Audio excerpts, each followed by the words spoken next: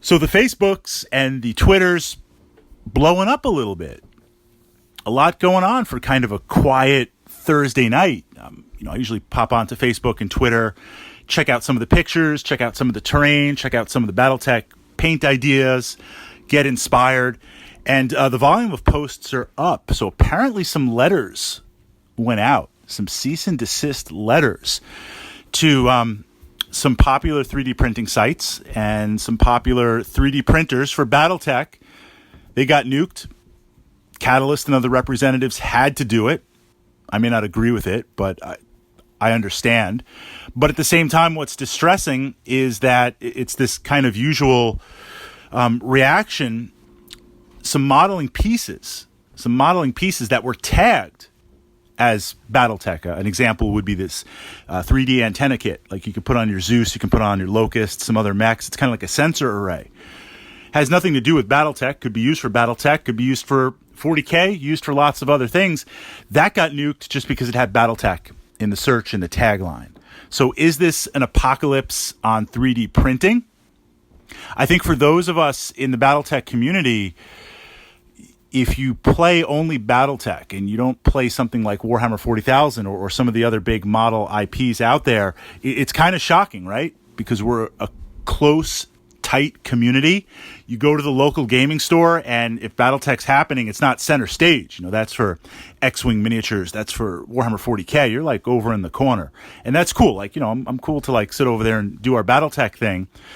But this is something new because it's never happened before. And with Catalyst, I feel like it's a catch-22 because Catalyst bringing Battletech literally into the forefront, releasing the Kickstarter, releasing new miniatures, releasing 2 fantastic box sets, the number of new Battletech players in the entire time that I've been playing this game. And I say that just for context, for reference. I've been playing Battletech more or less nonstop. Sometimes with a big group, sometimes with a small group, sometimes just with like one friend. I've been playing since '88, getting started with City Tech, and I've never seen the level of engagement, support, enthusiasm that Battletech has right now. And I have to say, yes, absolutely, it's the community, but it has been Catalyst in the past 5, 6 years, 7 years, really pushing that out. The powers that be above them, the corporate masters, the profit makers, the ones that just see this as a way to extract cash. I ask, like, what do they have to kind of do that, right? They have to aggressively push the IP. And for those of us who also enjoy such systems as Warhammer 40,000, I mean, this is nothing new. Games Workshop is cease and desist all the time, everywhere, nuking everything. I mean, Chapter House Studios, we've got the whole Forge World, casting stuff, casting Titans, casting everything, recasting. China Forge for a number of years. The only reason I see that the casting has stopped for Games Workshop and the 3D printing is because I believe that they were forced to take their model line and up it. Look at some of the new stuff coming out. I use Blackstone Fortress as an example because I'm literally sitting here. I'm actually playing my way through Zombicide Invader. At the same time, I've got it separated. I'm working on... I said I was kind of done with Battletech for a while, building and painting. But I had a Goliath I had to build. I had a Goliath sitting here showing no love to it. It's been taunting me. So I'm not going to build a Goliath. Then I've got bags of infantry. A lot of bags of infantry for a project I was working on. You guys know I love infantry. So I'm like, all right, well, maybe I'll do something with the infantry. I'll put some like on the Goliath base. We'll do like a little like Empire Strikes Back theme. Then I'm like, well, when I was a little bit goblin crazy, I had like 5 or 6 goblins. So maybe I'll build them. I opened the pack up. I got like 10. So now I'm painting. I've got my Goliath. That's going to be my command mech. I've got 10 or 12 goblins. Count them up. 10 goblins. And I've got 60 stands, 60 hexes of infantry primed that I'm painting now. And this is not like one little guy on an infantry hex stand with like, some rocks and some scenic stuff. Like, no, I got density. I got it packed in. I've got field weapons on them. I've got modeling. I mean, this is going to be tight. This is going to be like, we can roll for initiative. Doesn't even matter. You can like just move everything first. It's going to be crazy, but I'm working on that. I'm playing Zombicide Invader, but I'm looking at Blackstone Fortress because I'm also playing Blackstone Fortress, which is a 40K based game.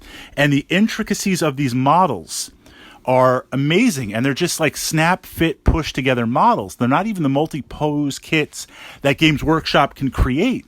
So I feel, and maybe it's just me being in the hobby and playing Warhammer 40K for so long and knowing about the China Forge and the 3D printing, I think Games Workshop has been forced to step up the printing, the production of their models to the point where they're outpacing 3D printed models, where the quality is so high, you don't really see 3D printed 40K models. I'm sure there are a few out there, but not like the Battletech community. So the tech is catching up. It forced Games Workshop to step it up on there. And of course, paper everything with cease and desist. But Catalyst, while I love the sculpts, I can't wait for the Kickstarters. I'm all in. I was so all in.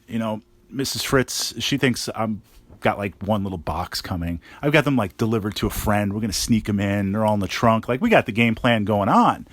But even with that, I've seen some fantastically printed 3D stuff, some crazy, amazing 3D stuff printed in the Battletech community. Does Catalyst have a choice? Does the powers that be, does the corporate masters that rule over them, they have to aggressively support that, because now they're investing all this money, they're investing all this time, they need return on value, return on investment, return on dollar.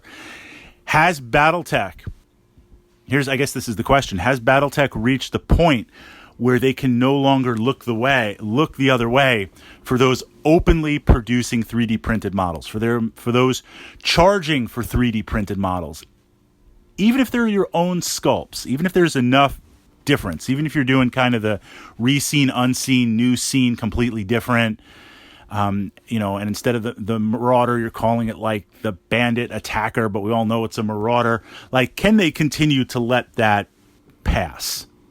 Can they continue to let that pass? Just interesting. I figured I'd push it out there, and as always, connect with you guys in the comments. Those of you out there in the Battletech community who also have been playing for a number of years, what does that look like? Is this just kind of a blip on the radar, an anomaly, or just moving ahead? Is Battletech, and it's good, it's good that Battletech becomes more mainstream. Not necessarily what's happening to the community, but as Battletech becomes more mainstream, is that a good thing? Because it's going to bring stuff like this up and have it and cause it to happen.